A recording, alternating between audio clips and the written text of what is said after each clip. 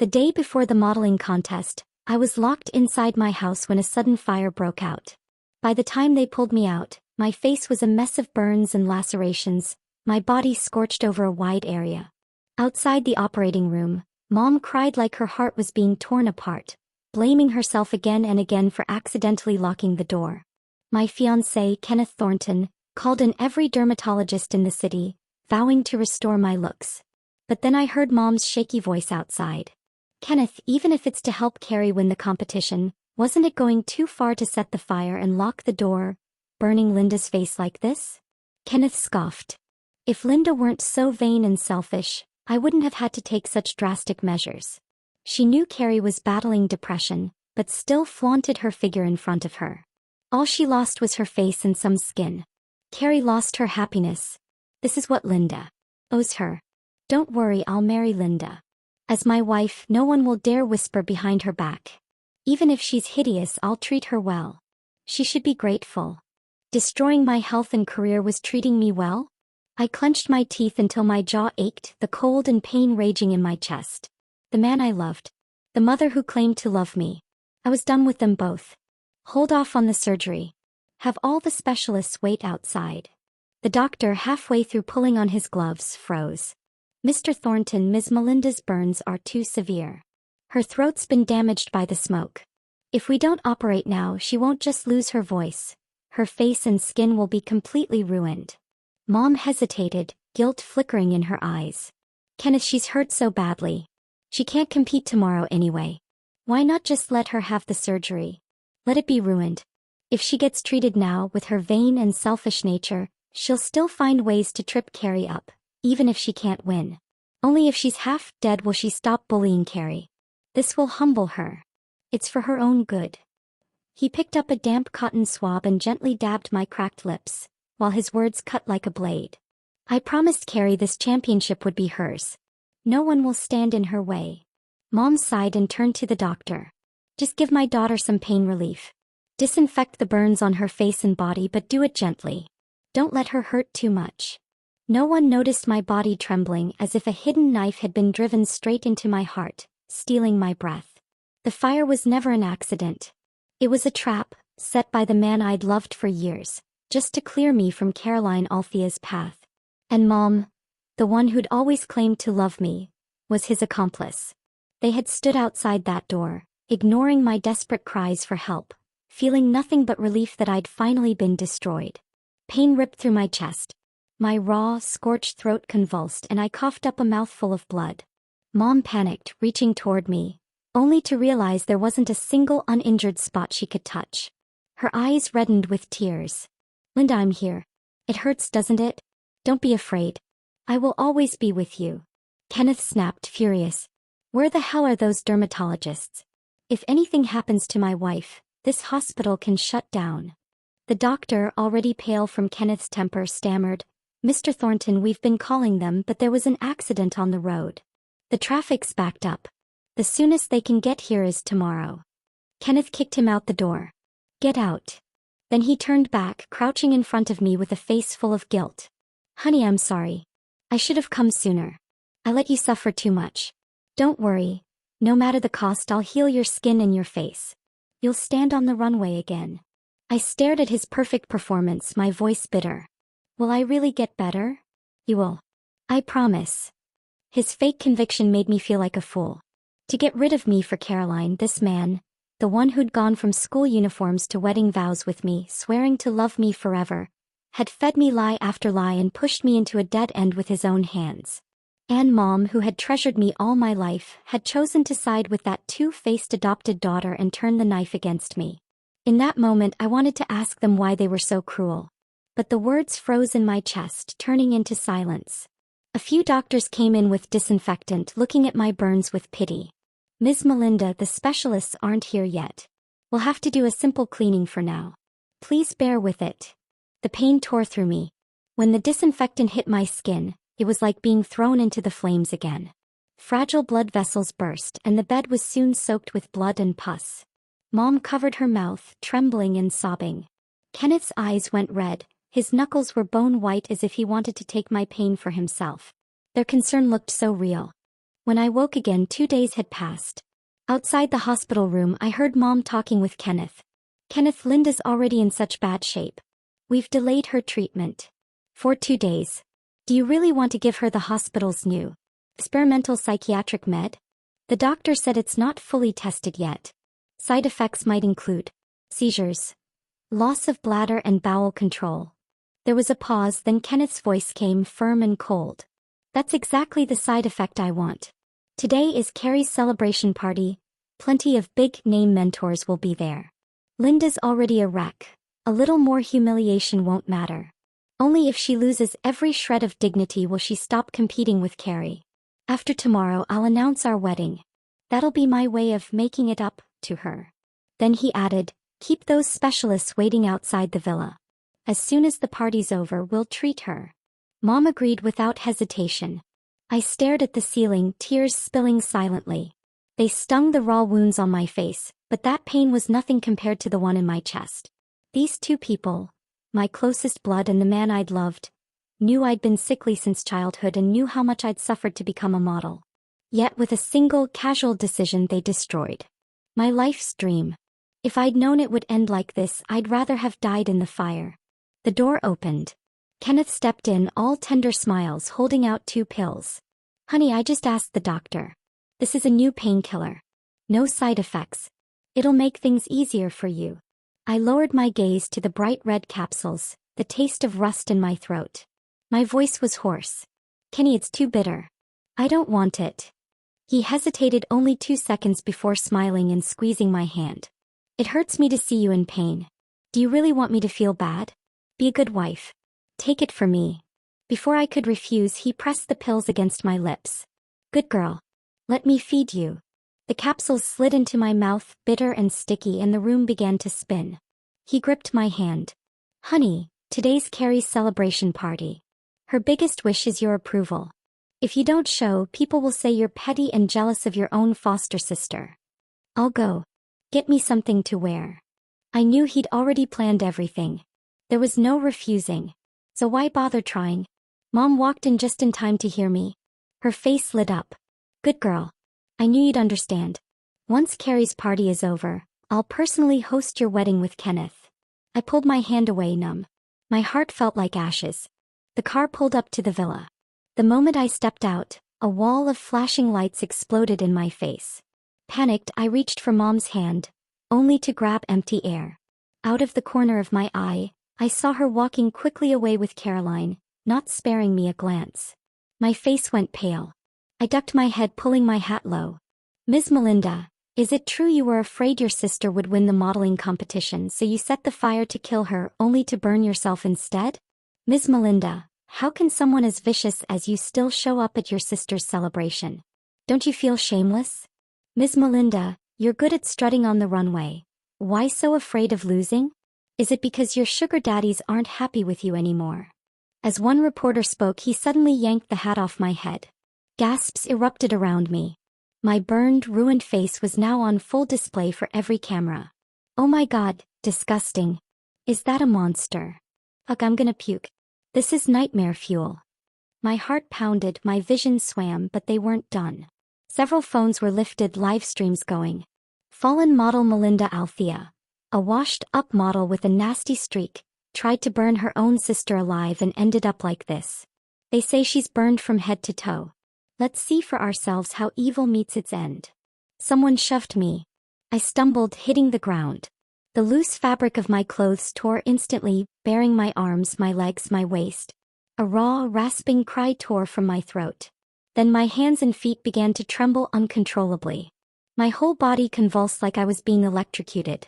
The reporters manhandling me lit up with excitement. She's having a seizure. This is gold. Get a close-up, all angles. My eyes rolled back, foam spilling from my lips. The drug had kicked in. I couldn't stop it. Like a clown stripped bare, I could only let them tear apart what little pride I had left. A shriek cut through the air. Heat spread beneath me, the sharp stench of urine filling the space. The shame was so crushing I couldn't even cry. I wanted to die right there. Even as they mocked and insulted me, flashes kept firing, aimed lower now, relentless. I lay there like a dead dog, drained of all strength. What the hell are you doing? Who said you could film her? Kenneth burst through the crowd, grabbed a reporter's camera and smashed it to the ground. Get the hell out. Mom rushed over, wrapping me in a coat, tears streaming. Where's security? Are you all dead? How did reporters get in? Get out, every single one of you. Caroline stood off to the side, her hand over her mouth in fake shock. You've gone too far. How could you treat my sister like this? And the photos you took of her seizure and accident, you'd better not publish them. Disgusting. All of you are disgusting. You want the title? You want to give all the love to Caroline? Fine. I can give you that. But why did you have to destroy me like this? My thoughts blurred. Kenneth bent down in front of me, gripping my hands tight. Honey, I'm sorry. I should have protected you. From now on, I'll never let anyone hurt you again. Let's get married right away, okay? I wanted to say no, but the metallic taste surged up my throat first. Blood splattered across him. His pupils shrank and his face drained of color. Before darkness swallowed me, I heard him and Mom shouting frantically for a doctor. She was already in critical condition. The delay made it worse, and with the overdose of psychiatric meds, her internal organs are severely damaged. The surgery has only a 30% chance of success. Kenneth's voice shook. How could this happen? I don't care. If you can't save my wife, you can bury her with you. Tears splashed on the back of my hand as he choked out. Honey, we promised forever. You can't leave me alone. Mom dropped to her knees before the doctor. Please save my daughter. No matter the cost, take my life instead if you have to. I closed my eyes. Maybe dying like this wouldn't be so bad. When I woke again, I was back in my own room. Voices murmured at the door. Mom, if you transfer all of Dad's inheritance to me, won't Linda be upset? Mom chuckled indulgently. She doesn't get a say. She's marrying Kenneth, so she'll never have to worry about money. What's this little bit to her? When your dad passed and things were hardest, I had acute leukemia. You were the one who gave me blood every day, who donated your bone marrow. That's when I swore you'd be my only real daughter for the rest of my life. This little bit of money means nothing. I still feel like I owe you. I know you love Kenneth. I've already talked to him. Linda's condition means she can't have children. On the wedding night, you'll take her place and give him his first child. Caroline blushed. I'll do whatever you say, Mom. Mom pushed the door open and froze when she saw my eyes wide open. A flicker of guilt flashed across her face before she stammered. Linda, since you've heard everything, I won't hide it. The Thornton family is huge. They can't go without an heir. But don't worry, the title of Mrs. Thornton. I agree, I cut in evenly. Looking like this, I can't even attend the wedding anyway. Let Carrie go in my place. Mom's smile bloomed instantly. Good girl. You've really grown up. Caroline's eyes swept over my scarred skin with open disdain before she put on a show of concern. Don't worry, Linda. I'll take good care of your husband for you. I turned my head away, too tired to look at them. I only hoped that the day Mom learned the truth, she wouldn't regret what her so-called only daughter had done back when she had leukemia. The wedding was held at the villa. Caroline's idea, of course. She wanted me to watch her strip away everything I cared about, piece by piece. But I hadn't expected her to be even crueler than I imagined. She pushed my door open, draped in a lavish wedding gown, her smile twisted with malice. Even that massive fire couldn't kill you. You really are a cockroach, Melinda. I didn't bother arguing. You already got what you wanted. What else do you want? She laughed. For you to die, obviously. Only then can I be Kenneth's rightful wife. She pulled out a lighter and flicked it, setting the curtains ablaze. The moment the flames caught, the blood drained out of my face. I dragged my battered body toward it, but she kicked me hard into the bedpost, then ran to the door, crying out. Kenneth burst in almost immediately, pulling Caroline into his arms. Carrie, what happened? Are you hurt? Mom rushed in right after and without even looking for injuries shouted, Get Carrie to the hospital. Everyone surrounded Caroline. No one noticed the blood pouring from my head. Caroline clung to Kenneth's chest, sobbing. Kenny, I just wanted to cheer Linda up, but she said since her face is ruined, I shouldn't get to wear a beautiful dress either. She set the fire and said she'd burn me too. Was so scared. Kenneth's glare at me could have set me on fire all on its own. Are you insane? Carrie's doing you a favor and you repay her like this? Look at yourself. You make me sick. Mom's face twisted in disgust. If I'd known you'd turn out like this, I would have let that fire kill you. You're not even worth one of Carrie's fingers. Being burned like this is what you deserve. They carried Caroline out without a glance back. At the door, Kenneth threw one last look at the flames. You love playing with fire? Then play all you want. Lock the door. No one opens it. My shouts and pleas were cut off by the slam of the door. Mom hesitated. Kenneth, are you sure nothing will happen by locking her in like that? What could happen? She lit it herself. You think she's actually going to burn herself alive? She's probably already hidden a fire extinguisher. They took Caroline straight to the hospital, and only after confirming she was completely unhurt did Kenneth remember me. He sighed and unlocked his phone, just as a live news alert popped up about a massive fire at Allender Villa. His brow furrowed. He was about to call his butler, Daniel, when his call came first. Let her out. I'll take her on the honeymoon I planned. France her favorite. Daniel's voice shook. Mr. Thornton, the villa's gone up in flames. Mrs. Thornton, she didn't make it out. The hallway was dead silent, as if even the air had frozen. Kenneth gripped his phone, voice tight with anger. Are you tired of living? You dare curse my wife. Beside him, Caroline's eyes lit up with a flash of joy at whatever she heard over the call. She quickly masked it with a gentle, fake tone. Kenny, don't be upset. Linda is probably just mad you locked her up, so she's teaming up with Daniel to trick you. You know how she is. Lying's her favorite way to get your attention.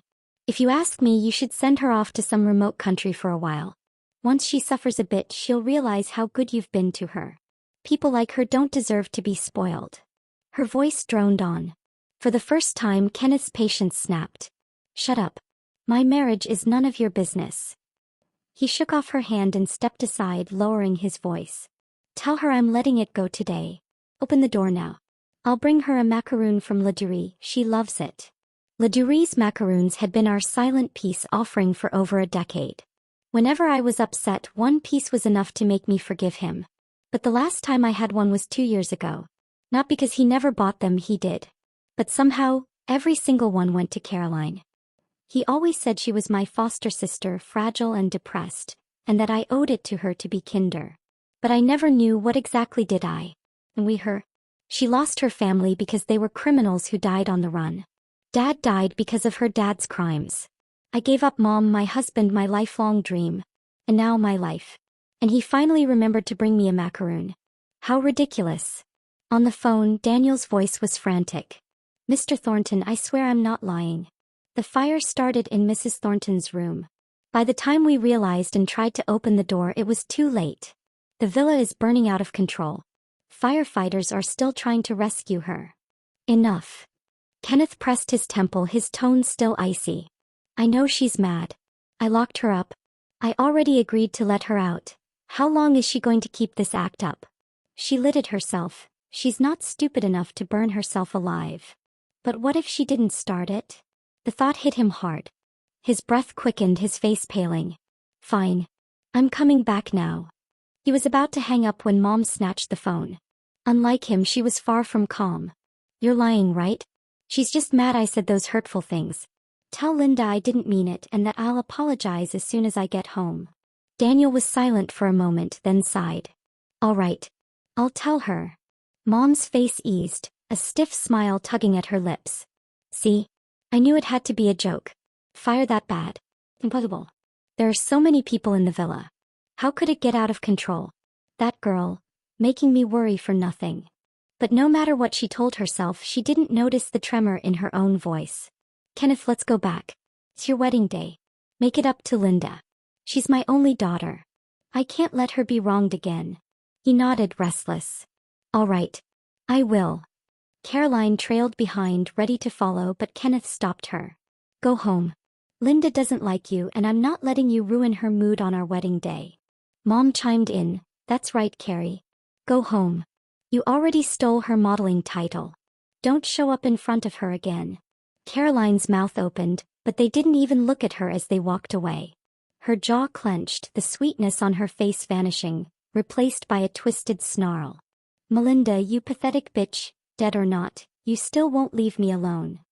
On the drive back, his phone kept lighting up with live updates about the Allender Villa fire, the alerts filling his entire screen. Kenneth's mind was a blur. His hands clenched the steering wheel so hard the veins stood out, and he blew through who knew how many red lights before finally skidding to a stop at the villa. The moment he stepped out of the car, his knees nearly buckled. The entire villa was swallowed in flames. The fire was so fierce it lit the daylight sky in shades of burning red. Firefighters in orange suits and medics in white coats rushed in and out. Servants sat slumped on the ground, filthy and shaking. Daniel, covered in soot, ran up to him. "Mr. Thornton, thank God you're back." Kenneth's sanity snapped. He grabbed Daniel by the collar. "Where's Linda? Where is she?" Daniel's voice shook as he pointed to the charred ruins behind him. "We followed your order and didn't open the door for Mrs. Thornton. When the banging stopped, we thought she'd just worn herself out. But not long after, smoke started seeping through the cracks. I knew something was wrong, but when I opened the door, the fire exploded out. The whole room was burning. It was too late to put it out. And..." He faltered, not daring to finish. Kenneth's pulse spiked, dread tightening around his chest. "And what?" Before Daniel could answer, a deafening boom tore through the air. The windows blew out in a spray of glass, a cloud of black smoke and blood-red fire mushrooming from my room. Burning debris rained down. Kenneth stared in horror, every drop of blood in his body rushing backward. No, Linda wouldn't leave me. She wouldn't die." He lunged toward the house, but Daniel clung to him. "Mr. Thornton, calm down. You'll die if you go in there." The firefighters already found over a dozen gas cans in Mrs. Thornton's room. There could be another explosion any second. Kenneth's eyes were bloodshot, his whole body on the verge of collapsing. Gas cans? Why the hell would there be gas cans in Linda's room? He thought. He remembered faintly smelling something strange when he'd been in there earlier. But he'd been too focused on Caroline to care. The realization slammed into him, a wave of pain and regret so sharp it hollowed him out. He collapsed to his knees, tasting true despair for the first time in his life. Mom arrived moments later. When she saw the blackened shell of the villa, she froze in shock, then stumbled toward a firefighter. "Where is my daughter?" "She's the lady of this house. You must have saved her." "She's not well. She must be terrified." "I need to see her, please." "Where is she?" The firefighter hesitated, then sighed heavily. "Ma'am, the fire started in Ms. Melinda's room. We found multiple gas cans inside. There were several explosions. I'm afraid." "Lies." Her eyes went red, tears bursting free. "My daughter is fine. Today is her wedding day. I promised to host her wedding myself. She's so obedient, so good. She'd never want to make me sad." When the firefighter stayed silent, she turned on Kenneth, pounding at him with her fists. "This is your fault. Why did you lock her in? She's terrified of fire. She'd never start one. Give her back to me.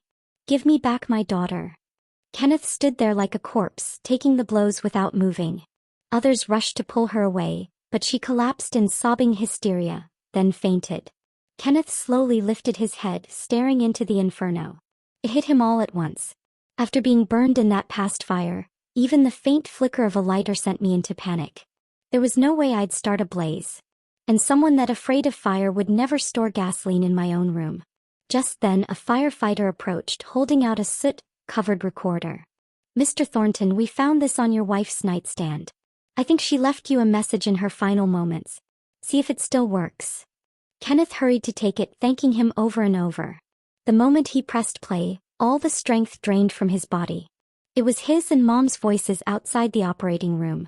And their conversation in front of the ward, plotting to drug me with psychiatric meds and ruin my dignity at Caroline's celebration party. The last part was right before I died. Caroline in my room setting the fire, taunting me and slandering me. He gripped the recorder so hard his knuckles whitened, his heart twisting in agony. So Linda had known all along. While she was enduring the pain of fire searing her skin, I was still stabbing her heart again and again. That quiet sadness and helplessness weren't forgiveness. They were because she'd given up completely. She is the girl I've loved for over 10 years and promised to never leave. Twice I'd pushed her into the fire. How much pain and despair had she suffered? What the hell had I done? It was like someone had shattered his spine. He bent over, curling up in pain. Night fell. The fire was finally out. The air was thick with the stench of burning.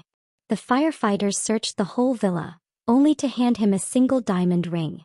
His assistant rushed in, clutching a thick stack of investigation files. He hesitated. "Mr. Thornton, you'd better prepare yourself." Before Kenneth could take them, Mom, no one knew when she'd arrived, snatched them away. All the truth about how Caroline had humiliated me for years, and the secrets she'd hidden, lay bare before their eyes. Caroline's birth parents were human traffickers. They died in a car crash while trying to escape arrest. She recognized Dad as one of the arresting officers and staged a scene of being bullied, nearly getting dragged into an illegal brothel. Dad couldn't bear it and ended up adopting her. But she was a venomous snake lying in wait. While Dad was undercover, she deliberately shouted in the street that he was a cop. He was gunned down by criminals. She teared up, playing the innocent, and even claimed it was my vanity, that I'd urged her to say it so I could brag about having a cop for a dad. Mom never said it out loud, but she'd blamed me ever since. When she had leukemia, I kept it from her and gave her blood and bone marrow. Meanwhile, Caroline ran off with Dad's death benefit. Later, when Mom recovered and I was set to marry Kenneth, she claimed she had depression and didn't want to drag us down, so she went back home. When no one was around, I was pushed down the stairs. Had my wrists slashed open by scissors in the middle of the night. I dodged vases falling from above. All these years, everyone believed her every word. I was branded vain and selfish. Anytime I showed emotion, I was accused of being cruel and petty, subjected to endless cold violence. And her depression was fake. Behind closed doors, she bullied, slept around, and even trafficked more than a dozen children and girls. Everything I tried to explain, only to be met with cold stares, finally hit them like bullets after all these years. Mom sobbed until she nearly passed out, collapsing to her knees. "Pi dear, I was wrong. I'm so sorry." Kenneth swayed to his feet, carefully wiped the ring with his sleeve and slipped it into his pocket. Then calmly he told the assistant to take Mom home. He meanwhile made a call to Caroline. The next day, news of Caroline being burned to death in the suburbs hit the trending list. By the time the cops got there, all that was left was a charred, unrecognizable body. According to the coroner, before she died, someone had doused her in gasoline. They burned her until she was barely hanging on, then put out the flames with an extinguisher. After a while, they poured more gasoline and set her on fire again. It went on like that over 10 times until she was burned completely black. She didn't just burn to death, she was tortured alive. While a few nurses gossiped about the story, I was lying on an operating table going through my 6th skin graft. My mentor stood beside me, eyes full of worry. "Are you scared?" I shook my head. After surviving fire, twice, nothing really scares me anymore. On my wedding day, if she hadn't seen the news and caught a red eye back from overseas, I'd be nothing more than a corpse now. Her eyes softened. "Linda, you're my proudest student. 6 months from now, at the International Supermodel Contest, I want to see you shine." With her help and the doctor's relentless work, 6 months later, I stood on that runway. I didn't let her down. When I held that championship trophy on the podium, it felt like every star in the world was shining for me. I cried through the cheers and the flowers. I thought I'd never cross paths with Kenneth again. But there he was, showing up out of nowhere.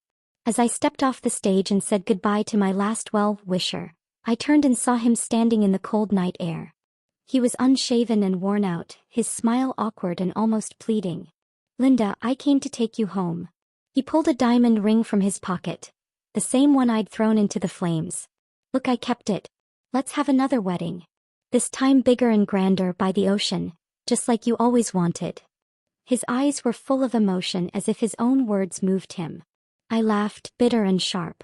"If you had even a shred of conscience or shame, you wouldn't be asking me to marry you again. Do you have any idea how many skin grafts I've had? 18.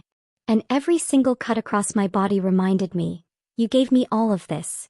He broke down in front of me, his tears hitting the ground. "Linda, I know I deserve to die 1,000 times over. I'm not asking for forgiveness. Just one chance to make it right, please. Leaving my life and never showing your face again, that's the best you can do for me." He stood there in silence, shoulders sagging. A bitter, self-mocking smile tugged at his lips. "You're right. I'm not worthy to stand next to you. Don't worry. I won't bother you again." Half a month later, news came from home. Mom had overdosed. When they found her, she was holding a photo of me as a child. I wired a large sum to the best funeral service in the country to take care of everything. Not long after, Kenneth turned himself in. He confessed to setting me on fire and killing Caroline. He got a suspended death sentence. 2 years later, I received a suicide note and a massive inheritance through a lawyer. I didn't even read the letter. Tore it up and tossed it in the trash. The inheritance? I donated it to the World Institute on Disability. From then on, I lived facing the sun, my life bright as the stars and moon.